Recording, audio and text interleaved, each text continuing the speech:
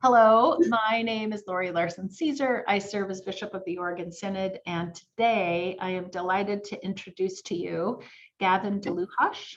He is an ELCA pastor, a certified educator with ACPE, and a staff chaplain at Emanuel Medical Center. His journey is a unique one and really interesting, and also an opportunity to lift up the ministry that happens across the street from my office at Legacy Emanuel Medical Center. So, Gavin, what are some of the interesting or basic things that people should know about you? Do you have a family? Were you raised in Oregon? That kind of thing.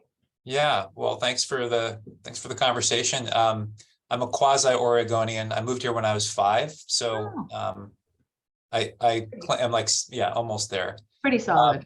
Pretty solid, yeah. And raised in the Willamette Valley in Albany, Oregon, and came to Portland for college and stayed here for a while. Then left for seminary and some pastoral work in different congregations, and then I came back and got into chaplaincy, and then got into certified education after I did my residency at Emanuel in 2015, 2016. So my background is professionally I was church pastor in the Evangelical Covenant Church, which some of you may know comes out of the Swedish Lutheran Church and revival movements of the 19th century.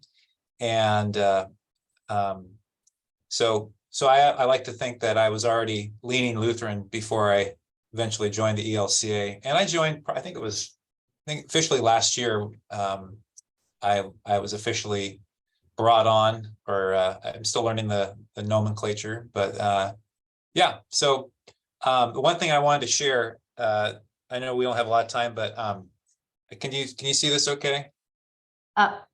There we go. Okay, some of you may know this icon of Saint Minas.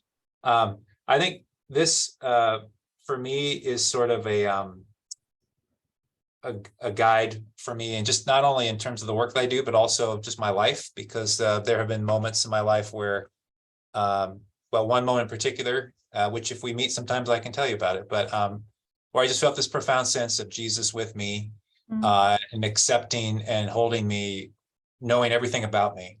And I just think that that's continues to be just a profound experience of grace that has helped me do the work that I do, helped me be who I believe I'm called to be, and not try to be more than that, but to live into it rather than live beyond it, or strive to be more.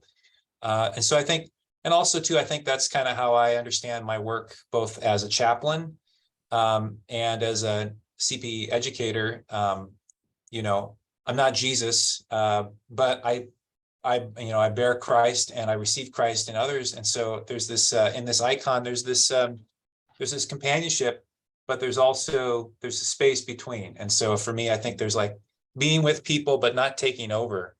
And in CPE language, you might talk about self-differentiation. But I just have found that for me, place where I've lived into my calling and my ordination, to minister to people here at the hospital, and to educate and teach and work with folks who are learning or relearning or rediscovering their call to ministry as they understand it, or their work in service to the community. And so it's very rewarding, very challenging, but really just where I live. Yeah.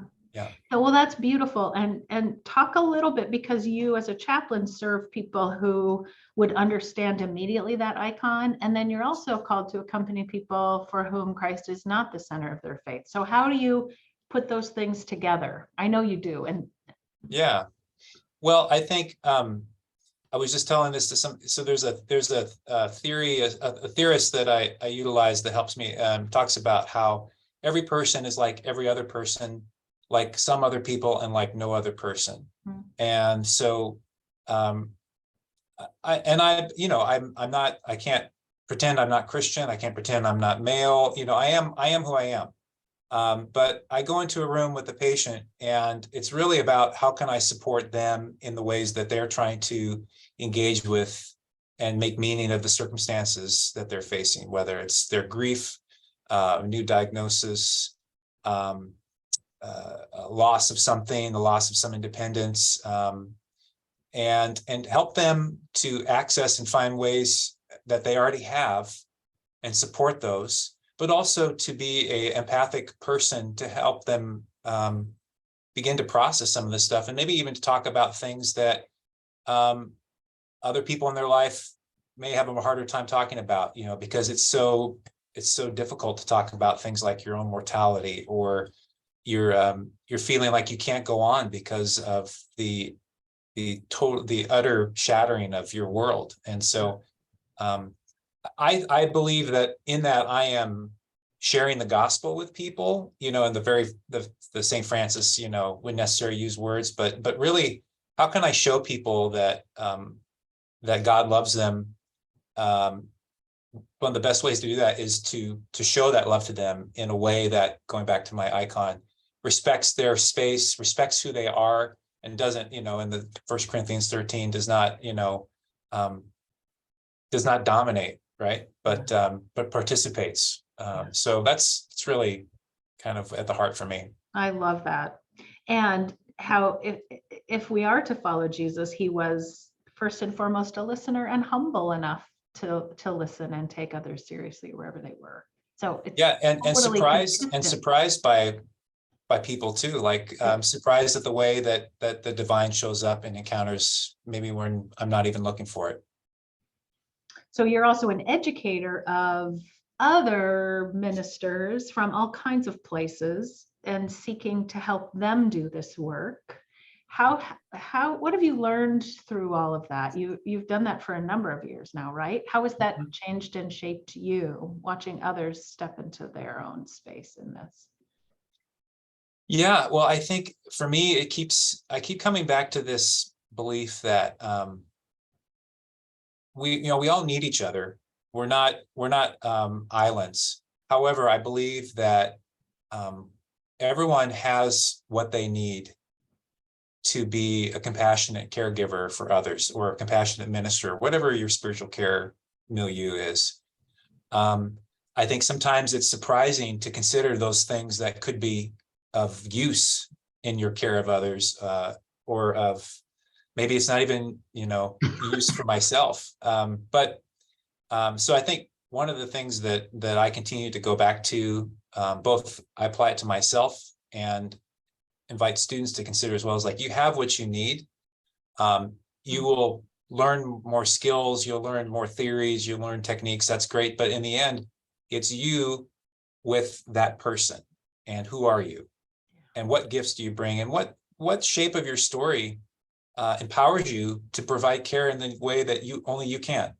And that's just, I continue to learn and grow and see people doing that. And it's sort of like, I'm still fairly young, but I'm starting to see like, oh, this is so much about handing things off to people who are going to take this work to places that I don't think I could or would know how to. So, yeah. And Emanuel Medical Center is in the middle of some changes, and one of them is a chapel. Why is it important to have spiritual care at all in a place like Emanuel? And what is a chapel? Why raise money for something like a chapel? Well, I think we want to care for the whole person and not just a diagnosis or a body, but a human being. And we want to help people connect to the resources that they have. I think of the many family members that I've talked to or seen in our chapel as we currently have it, that are down there just to breathe, to pray, to meditate. All the staff people that come in there to use it as a way to kind of center their day. Staff that come to the services we do on Sunday that are interfaith. It's a place of respite. It's a place of peace. And the one that we currently have is small, dark, windowless, and pretty explicitly Christian. And that's not our population. And we want a space that will support all the people that want to utilize that space as a place to help them cope, be healthy, to connect with themselves, connect with the divine, or their higher power, whatever it is that centers them in the work that they do, or the people they're caring for, or the situations that they're facing. Thank you. Mm-hmm. The video that was created to explain about the new chapel has an instrumentalist who, right, is a member of the staff who will just go in and play piano to kind of ground herself and remember who she is. Yeah, I hear her almost every day. She comes in, and my office is right next door, and I can it's like I can set my clock to it. I love that. Can you say a little bit about your family and your journey in the beginning? How did you find your way into the ELCA through the years? Yeah, so I'm married to my wife Jana, and we have 3 boys, 16, 14, and 10 and a half. Mm-hmm. And we live in Sherwood, southwest suburb. And I grew up in sort of, I would say, charismatic evangelical type congregations as a kid. And then I ended up going to a Catholic university, University of Portland, and really was drawn to the sacramentality of it, but also the people. There were people I met that were charismatic Catholics that kind of helped bridge that gap for me in some ways. And so, and while I was in college and after college, I've discovered the Covenant Church, which at the time was felt like a place that was also sort of a bridge for me. I'd never met an evangelical church that was talking about sacraments. And and then I learned more, and then I ended up going to seminary in Chicago. It's where I met my wife. So it was a good move. Yeah. And, my time with the Covenant Church eventually came to an end. I just realized I had some discoveries that this was not my tribe anymore, and tried to leave with graciousness, but also honesty about the concerns I had. Yeah. And was drawn to the ELC, as I mentioned at the beginning. Like in my seminary in particular, I was really exposed to something called Lutheran pietism, which was really compelling to me because it didn't take away the some of the fervor I grew up with, but it balanced it with the overarching sense of God's grace. And it wasn't that something that was earned. Some of the sola fides, and so seeing the world through a sacramental lens, and the lens of God's grace, just pervasive and always present and always extending, buoyed me through my early ministry careers. And when it came time for me to realize, hey, my time in the Covenant Church has come to an end, where shall I go? And for both historical and practical reasons, it was the ELCA. This hospital has a long connection with the Lutheran Church and continues.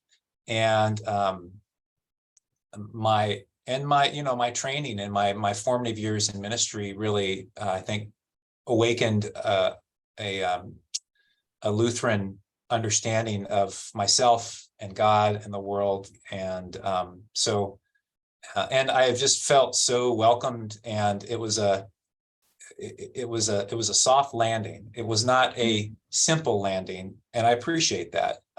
My wife would say, Gavin needed it to be a little bit challenging, otherwise he wouldn't have taken it as seriously. So the fact that I had to write what I had to write and talk to who I had to talk to and go through all that, it was like, well, I think I'm a good fit for this, but you all need time to get to know me, and I respect that you would take that time. So yeah. And looking forward, what do you hope for Christianity in our place and space in the hospital? Things are evolving religiously in the larger context, I assume, in places like medical centers. Like, what do you hope for in some of the years ahead? Yeah, that's a really good question. Sometimes it's really hard. I feel at times I feel some of the despair creeping in about, not so much about the future of the church, but just about what are we doing? What is our life together about? As people in America, in the world, you know, um, the ecological crises and gun violence and all of these things that are in. And so I think for me, my greatest hope is that Christian churches, well, within the context of talking about Christian churches, is that we will continue to develop a posture of listening and learning and utilizing our resources to support those who are on the front line, who see most acutely what the challenges are. And some of those people might be people in churches and many are not. And so I'm just really not interested in parsing out the lines as much as I probably used to.